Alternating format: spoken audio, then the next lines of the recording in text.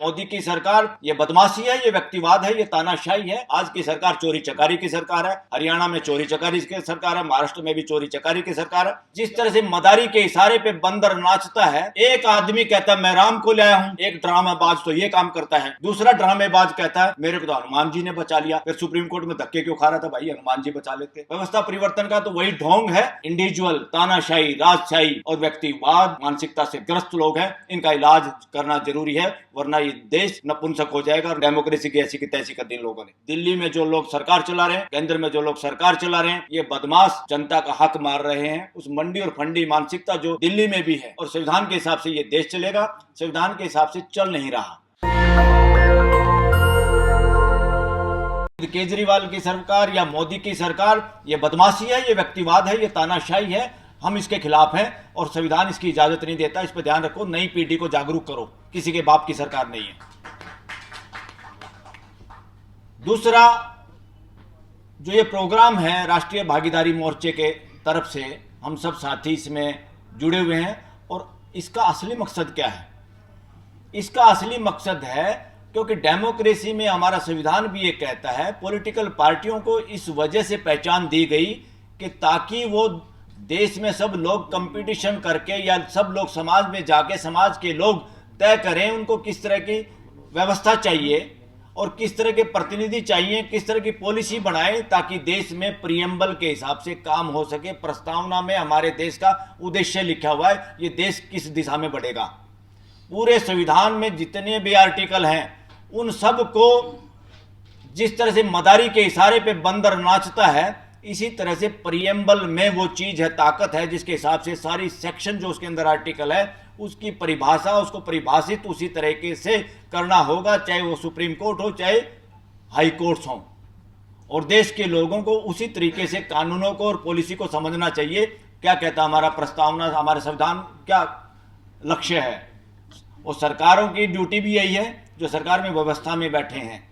सरकार मानवीय व्यवस्था का नाम है। किसी तानाशाह या जैसे अंग्रेजों की सरकार, फलाने राजा की सरकार, ये सरकार सुरखुर सरकार नेगेटिव शब्द है।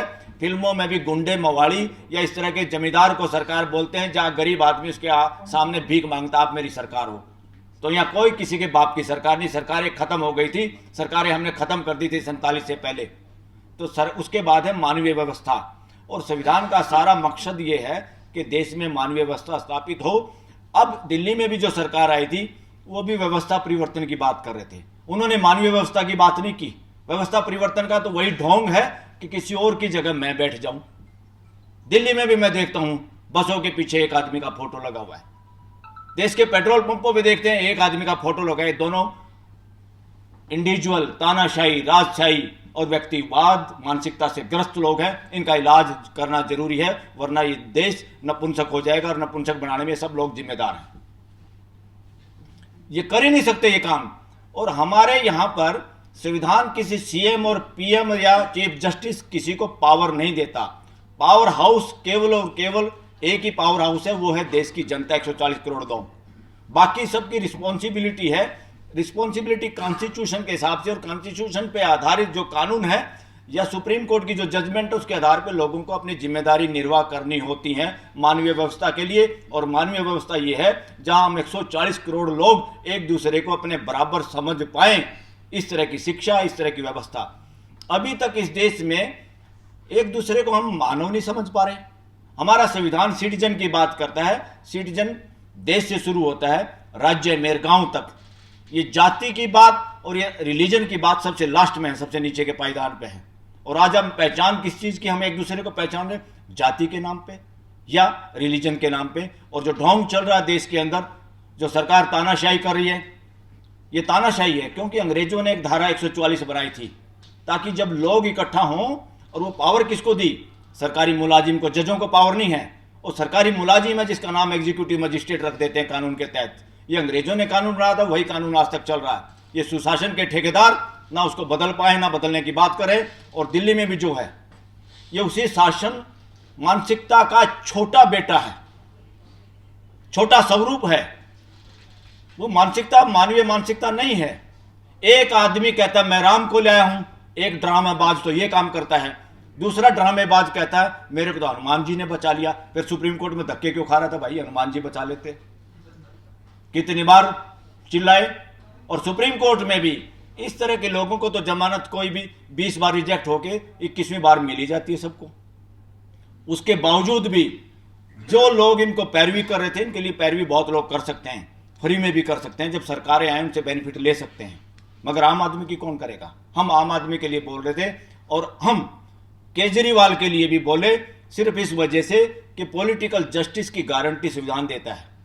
तो सबसे पहले हम लोगों ने आवाज उठाई, फिर कोर्ट को भी समझ में आया, फिर इनके सो कॉल्ड वकील जो हैं उन्होंने भी वो बात रखी और इलेक्शन के दौरान उस आदमी को जमानत मिली। बात यहां केजरीवाल नरेंद्र मोदी की नहीं है, भागीदारी की बात है।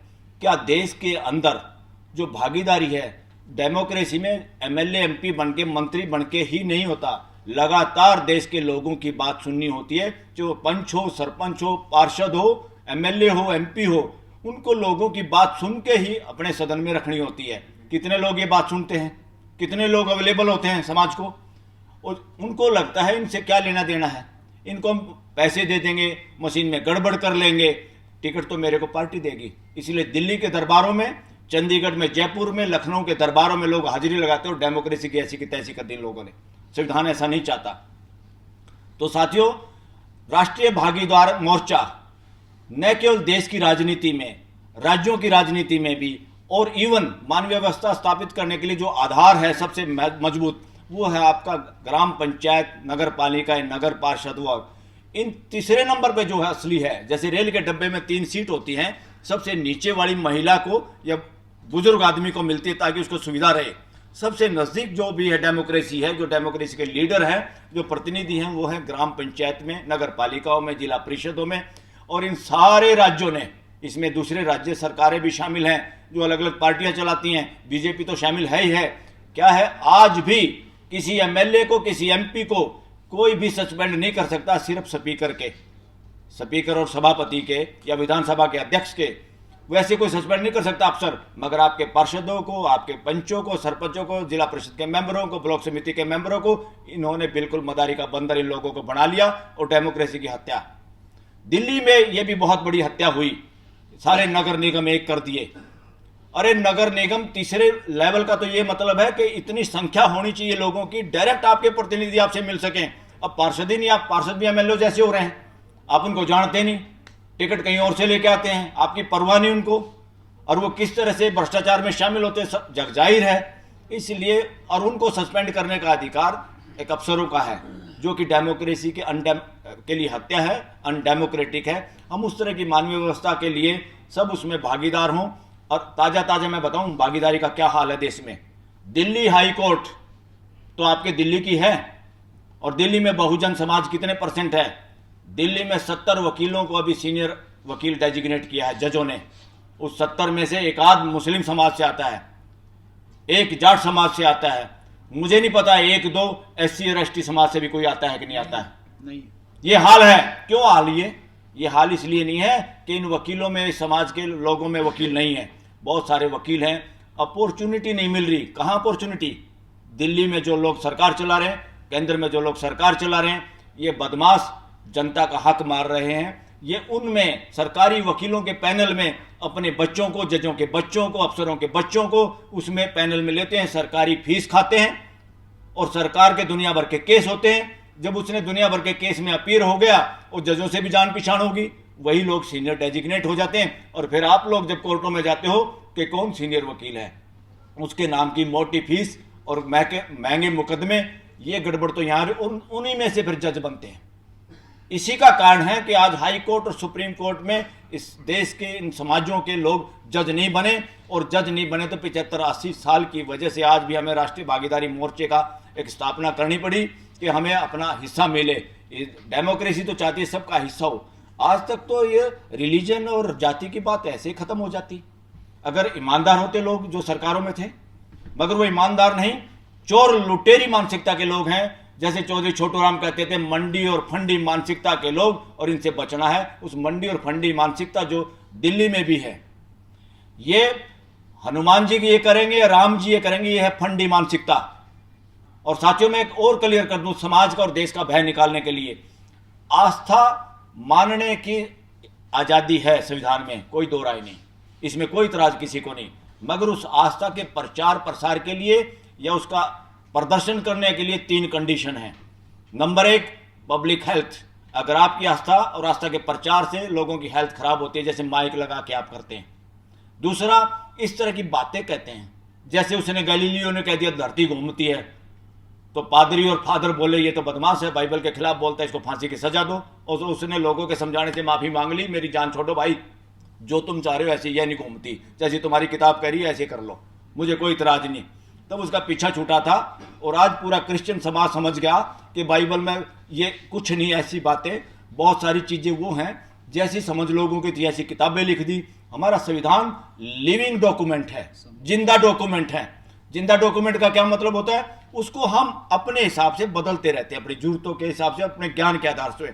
रिलीजियस बुकों को हम बदल नहीं सकते, जिसने जो लिख दी 1 कॉमा लाइन हम हटाएंगे लठ बजेगा। तो इसलिए ये डॉक्यूमेंट लिविंग डॉक्यूमेंट नहीं है, मानव जाति लिविंग डॉक्यूमेंट के हिसाब से चलेगी। देश का सबसे इकलौता रिलीजियस अगर कोई डॉक्यूमेंट है वो है संविधान, और संविधान के हिसाब से ये देश चलेगा, संविधान के हिसाब से चल नहीं रहा। इसीलिए राष्ट्रीय भागीदारी मोर्चे की तरफ से ये प्रोग्राम है। और जैसे भानु भाई ने बताई बात, 10 तारीख को जरूर बिल्कुल ये डिक्लेयर करने की भी जरूरत है। हम सब लोग चाहते हैं पॉलिटिकल पार्टियों के हिसाब से अब छोड़ दो। पॉलिटिकल पार्टियों में जो अपोजिशन में जो लोग हैं, बहुत सारे भ्रष्ट लोग हैं बेचारे, पैसा इतना इकट्ठा कर रहे हैं जैसे वो चिड़िया या कोई और अंडे देकर उस पर बैठी रहती, चाहे उसकी जान चली जाए, वो अपने उस पैसे पे बैठे, भ्रष्टाचार के पैसे पे, वो इधर उधर नहीं जा सकते, लोगों में जाने में भी शर्माते हैं, हिम्मत नहीं, उनके खिलाफ एक्शन हो जाएगा। हम सब लोगों को मिलकर ये देश के लिए काम शुरू करना पड़ेगा। देश हम सब के साथ है, देश अंदर से इन मुद्दों के साथ है, इसलिए वो घोषणा करके ये काम हमें ही करना पड़ेगा। पॉलिटिकल पार्टियों का भरोसा छोड़ दो, पॉलिटिकल पार्टियों की बपोती नहीं है देश कि वो करेंगे तो तभी ये देश चलेगा। देश में गड़बड़ हो रही है मशीनों से। आज की सरकार चोरी चकारी की सरकार है, हरियाणा में चोरी चकारी की सरकार है, महाराष्ट्र में भी चोरी चकारी की सरकार है। जब सरेआम डाका डल रहा है तो देश तो साथ है, कोई अगुवाई तो करे, कोई बंदड़े तो बढ़े, तो देश तैयार है इस बात के लिए। और thank you very much. National Dastak की आपसे गुजारिश है कि अगर इसको बचाना चाहते हैं तो नेशनल दस्तक को सब्सक्राइब करने के लिए रेड कलर के सब्सक्राइब बटन को दबाएं, फिर बेल आइकन की घंटी दबाएं। नेशनल दस्तक को बचाने के लिए बहुत जरूरी है कि हर खबर को शेयर करें, लाइक करें, कमेंट जरूर करें।